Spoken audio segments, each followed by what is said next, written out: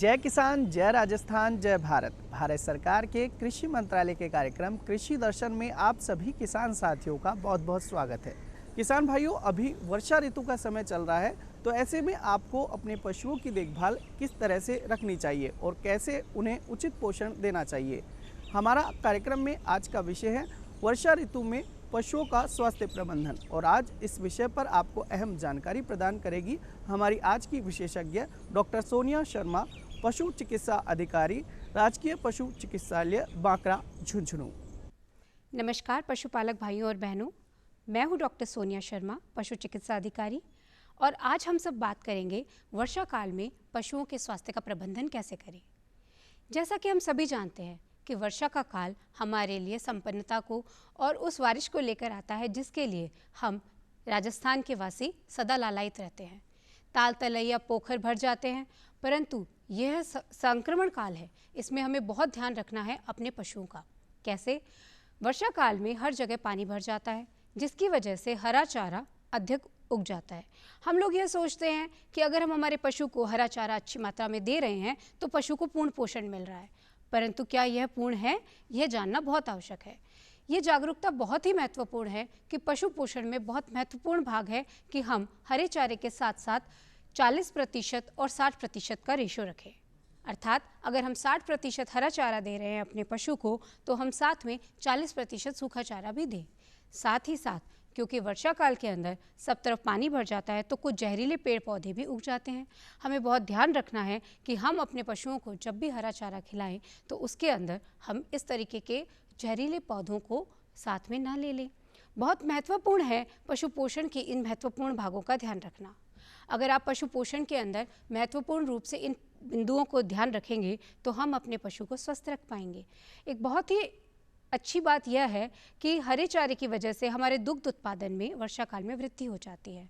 दुग्ध उत्पादन जो कि हमारे कृषक की आय के लिए बहुत महत्वपूर्ण है, क्योंकि पशु अगर स्वस्थ रहेगा और दूध उत्पादन अच्छा होगा तो किसान की आय जो है वो बढ़ेगी।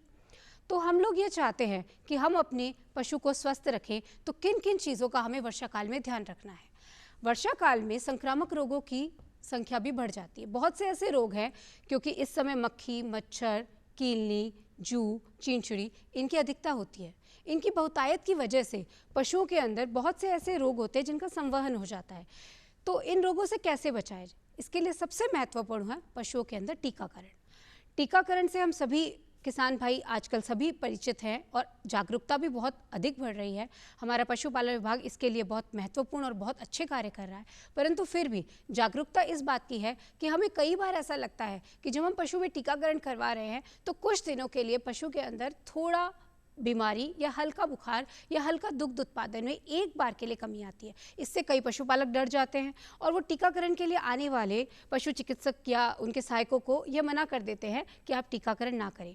पर ये छोटी सी गलती हमारे पशु के लिए बहुत भारी पड़ सकती है। ये बात हमें ध्यान रखनी है, क्योंकि टीकाकरण के द्वारा ही हमारा पशु आने वाली बीमारियों से बच सकता है। दूसरी एक महत्वपूर्ण बात है, क्योंकि वर्षा काल में हरा चारा भी उगता है, परंतु पानी ऐसा भी होता है जो कि विषैला हो जाता है या दूषित पदार्थ उसमें मिल जाते हैं। ऐसा पानी पीने से हमारे पशुओं के अंदर कई अन्य तरह के रोग भी हो जाते हैं, जैसे कि दस्त इसमें सबसे महत्वपूर्ण है, जिसे हम आम भाषा में तरडा कहते हैं। गांव के अंदर पशुओं के अंदर तरडा होना, उससे पशु की जो स्वास्थ्य की समस्या है वो बहुत बढ़ जाती है। पशु अच्छे से खा नहीं पाता और दुग्ध उत्पादन की मात्रा में भी बहुत कमी हो जाती है। तो हम इसके लिए क्या करें? सबसे पहले तो आपको कुछ घरेलू उपाय भी करने हैं, और सबसे महत्वपूर्ण है कि जो आप हरा चारा देने जा रहे हैं उनको आप थोड़ी देर धूप दिखाएं और उसे थोड़ा सूखा करके दें, ताकि कोई परजीवियों के कीड़े जो या अंडे जो उसके अंदर चले जाते हैं, जो तरडे का एक कारण हो सकते हैं, वो ना रहे। दूसरा, आप निकटतम पशु चिकित्सालय जाएं, वहाँ से तरडे की दवाई अवश्य लें, परंतु अपने साथ ही पशु के आहार के अंदर आप हरा चारा और सूखा चारे को मिलाकर दें, और साथ में 30% खनिज लवण और 40% आप उसके अंदर नमक इत्यादि को भी मिलाकर दें, जिससे कि संपूर्ण पोषण आहार हमें पशु को मिल सके। साथ ही साथ पशुओं के इस समय मक्खियों से होने वाली बीमारियां भी बढ़ जाती हैं। कीलनियाँ, जू और चींचड़ियों से होने वाली चींचड़ी बुखार पशु की मृत्यु दर का एक बहुत बड़ा रोल अदा कर रहा है। तो हम कैसे इस चीज़ को बचाएं, इसके लिए बहुत आवश्यक है कि हम ऐसी दवाइयाँ जैसे कि साइपरमेथ्रिन, डेल्टामेथ्रिन या जो परजीवियों को नष्ट करने वाली बाह्य परजीवियों को नष्ट करने वाली जो दवाइयाँ हैं उनसे पशुओं को स्नान करवाया जाए। पशु बाड़े की प्रबंधन को पूर्ण उचित रूप से किया जाए। पशु बाड़े के अंदर हम साफ सफाई रखें, उसे सूखा रखें, चूने का लेप रखें, ताकि पशुओं के अंदर इस तरह की समस्याएं कम हो सके। स्वास्थ्य प्रबंधन के अंदर एक महत्वपूर्ण भाग यह भी है कि हम पशुओं को, जैसे हम थनैला रोग की बात करते हैं, एक बहुत ही बड़ा रोग थनैला रोग, जिसकी वजह से दूध उत्पादन में न केवल कमी होती है बल्कि पशुओं के थन भी खराब हो जाते हैं। इस रोग से बचने के लिए जब भी हम पशु का दूध दुहें, उसके बाद आवश्यक है कि हम एक एंटीसेप्टिक सॉल्यूशन के अंदर, जैसे कि आपको निकटतम पशु चिकित्सालय में लाल दवा भी मिल जाएगी, उसका एक डाइल्यूट घोल बनाकर आप अपने पशुओं के थनों को उससे धोएं, क्योंकि वर्षा काल के अंदर सामान्यतः जो ज़मीन है वो आपके पशु बाड़े की गीली रहती है।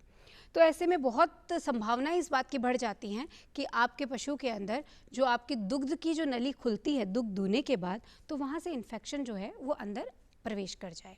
इसलिए आपके लिए बहुत आवश्यक है कि हम ना केवल अपने पशु से उत्पादन की आस रखें बल्कि उसके स्वास्थ्य का पूर्ण ख्याल रखें, क्योंकि उत्पादन भी तभी बढ़ पाएगा जब हम अपने पशु को पूर्ण रूप से स्वस्थ रखेंगे। तो इन छोटी छोटी बातों के साथ ही साथ हमें अन्य कुछ बातों का ध्यान रखना है, जैसे कि हमारे पशु बाड़े के अंदर हम जाली का प्रयोग करें, पशुओं को बहुत अधिक तादाद में एक जगह पर इकट्ठा करके ना रखें, उनको स्वच्छ हवा और स्वच्छ पानी भी प्रदान करें। ये छोटी बातें हैं परंतु ये हमारे पशु स्वास्थ्य के लिए बहुत महत्वपूर्ण है। हम बात कर रहे थे पशुओं में होने वाले महत्वपूर्ण टीकाकरणों की। टीकाकरण पशु स्वास्थ्य के लिए बहुत महत्वपूर्ण है। वर्षा काल से पहले जो महत्वपूर्ण टीके आपको लगवाने हैं वो हैं खुरपका तथा मुंहपका रोग से बचाव का टीका, लंगड़िया बुखार से बचाव का टीका, गलघोटू रोग यानी कि एचएस से बचाव का टीका, तथा साथ ही साथ भेड़ बकरियों में फड़किया रोग से बचाव का टीका। क्योंकि वर्षा काल के अंदर पशु ज़्यादा खाना खाता है, जैसे भेड़ और बकरियां वो ज़्यादा चर लेती हैं, तो फड़किया रोग होना काफ़ी सामान्य हो जाता है, जो कि एक क्लोस्ट्रीडियम बैक्टीरिया से होता है। तो आप उससे अगर अपने पशुओं को बचाना चाहते हैं तो उससे पहले उसका टीका लगाएं, ताकि उस रोग से हम अपने पशु को बचा सकें। गलघोटू रोग जो कि बड़ी गायों में होता है, सामान्यतः उसमें घर घर की एक आवाज़ जो हमारे पशुओं में सुनाई देती है, सांस में तकलीफ होना, अन्य भी उसके अंदर कई लक्षण हैं, जैसे बुखार का आना, बहुत तेज़ बुखार का आना, गले के आसपास सूजन, इन सब गलघोटू रोग में काफ़ी अधिक मृत्यु दर हमने नोटिस की है। तो इससे अगर हम अपने पशु को बचाना चाहते हैं तो एचएस तथा ब्यूक्यू का एक साथ में टीका, जो कि आपके पशुपालक के द्वार पर आकर पशु चिकित्सा संस्थाओं के द्वारा लगाया जाता है। आप अपने जो भी निकटतम पशु चिकित्सालय, अगर आप खुद जागरूकता रखें, अगर कोई आपका पशु किसी कारण से आपके घर वो आए और आप नहीं मिले, या इस तरह की कोई आपका पशु छूट रहा है, तो आप अपने पशु को वर्षा काल से पहले ये सुनिश्चित करें कि आपके पशु के अंदर एफएमडी तथा एचएस तथा बीक्यू का टीका लग जाए। इन रोगों 4 महीने से बड़े पशुओं में यह टीका मुख्यतः लगाया जाता है तथा इस टीके के लगने से लगभग साल भर की इम्यूनिटी आपके पशु को मिलती है। प्रतिवर्ष वर्षा काल से पहले आपको एचएस, बीक्यू तथा छोटे भेड़ बकरियों में ईटीवी अर्थात फड़किया रोग का टीका आपको लगवा लेना चाहिए। इन टीकों के लगने से पशु के अंदर रोग प्रतिरोधक क्षमता विकसित हो जाती है। इस रोग प्रतिरोधक क्षमता के विकसित होने से आने वाले वर्षा काल के अंदर अगर आपके पशु के अंदर इस तरह का कोई संक्रमण होता भी है तो आपका पशु बचा रहेगा। परंतु फिर भी अगर आपके किसी पशु में यह रोग आपको दिखाई देता है तो आप सबसे पहले सुनिश्चित करें कि बीमार पशु को अन्य पशुओं से आप अलग करें तथा उसे अलग बाड़े में बांधें। उसका खाना, दाना, चारा तथा पानी आप अलग करें, ताकि यह रोग, क्योंकि यह संक्रामक है, छूत का रोग है, तो अन्य पशुओं में ना फैले। पशु स्वास्थ्य के लिए एक महत्वपूर्ण जो चीज़ है वो है पशुओं के अंदर होने वाली चींचड़ियों का रोग या किलनी से होने वाला रोग। इससे हम कैसे बचा सकते हैं अपने पशु को, कि हम सबसे महत्वपूर्ण तो एक यह चीज़ है कि हम चींचड़ियों को कभी भी फोड़े ना, जो कि एक गांव में सामान्य परिस्थिति रहती है कि उसे वहीं पर पशु की स्किन पर ही आप लोग फोड़ देते हैं। ये चींचड़ी अपने ऊपर अपने अंडों को लेकर चलती है, इसको फोड़ने से यह रोग और अधिक बढ़ जाता है। तो हम ये सुनिश्चित करें कि हम इन चींचड़ियों को हटाने के लिए जो बाह्य प्रतिजीवियों से के लिए जो घोल जो मार्केट में अवेलेबल है या जो आपके पशु चिकित्सालय में भी अवेलेबल है, उन दवाइयों को लिक्विड डाइल्यूट के रूप में, जैसे साइपरमेथ्रिन का घोल है, उसे 10 लीटर के पानी में 1 ml आप उसको डालकर उससे सुबह के समय जबकि अधिक धूप ना हो आप पशु को नहलाएं, स्नान करवाएं।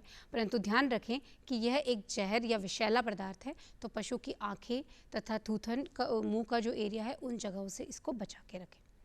पशु को स्नान करवाएं जबकि तेज़ धूप ना हो, क्योंकि इससे पशु को एलर्जी भी देखी गई है कई बार, तो वो ना हो। पशु के स्नान के पश्चात आप पशुओं को कुछ देर इस तरीके से बांधें कि वो अपने शरीर को चाट ना सके। और इससे साथ ही साथ आप डिसइंफेक्टेड घोल्स, जैसे फिनाइल का घोल हो गया, इस तरह के घोलों का पशु बाड़े में छिड़काव करें, वहाँ की नालियों में छिड़काव करें तथा पशु का बाड़े की जो नीचे की ज़मीन है, जैसा मैंने पहले भी बताया, उस पर चूने का लेप करें। पशुओं का जो पानी पीने का स्थान है, उस खड़ी को भी आप चूने से लेप करें। इस तरीके से छोटे छोटे बदलाव करके आप अपने पशु के स्वास्थ्य को अच्छा कर सकते हैं। इसके अतिरिक्त अगर हम बात करें कि मक्खियों से होने वाले ट्रिपनोसोमियासिस या अन्य इस तरीके की बीमारियां जो कि रक्त अल्पता कर देती हैं पशुओं के अंदर, जिससे कि दुग्ध उत्पादन पर खासा प्रभाव पड़ता है। अगर आप इससे अपने पशुओं को बचाना चाहते हैं तो आप ये सुनिश्चित करें कि आप पशु बाड़े के अंदर पतली जाली लगाएं। जैसा हमने कुछ समय पहले लंपी रोग से देखा था, तो उस समय हमने पतली जालियों का प्रयोग किया था ताकि हम मक्खी और मच्छरों से हम पशुओं को बचा सकें। इसी के साथ साथ पशुओं के अंदर, खुरों के अंदर छोटी छोटी फुंसियों का होना, जो कि खुरपका और मुंह पका रोग नहीं है, परंतु वर्षा काल में ऐसे रोग दिखाई देते हैं। आपको लगेगा कि आपने टीकाकरण सुनिश्चित किया था, फिर भी आपके पशु के खुरों के आसपास या थनों के आसपास छोटी छोटी फुंसियाँ देखने को मिलती है। तो ऐसी परिस्थिति में कोई इस तरह की समस्या होने पर आप घबराएं नहीं, बल्कि हो सकता है कि ये पशु प्रबंधन की वजह से हुआ हो। बाड़े में संपूर्ण रूप से साफ सफाई और स्वच्छता अगर नहीं है तो खुरों के अंदर होने वाली छोटी छोटी फुंसियाँ तथा थनों पर होने वाली छोटी छोटी ये फुंसियाँ किसी इंसेक्ट्स की वजह से, किसी कीड़े की वजह से भी हो सकती हैं। तो आप साफ सफाई का पूरा ध्यान रखें। पशु बाड़े के प्रारंभ में आप एक लाल दवा रखें जिसके अंदर पशुओं के थनों को, जब भी आप उन्हें बाहर भेजते हैं, पशुओं के खुरों को उसमें डिप करवा कर ही आप पशुओं को बाड़े के अंदर लेकर आएँ।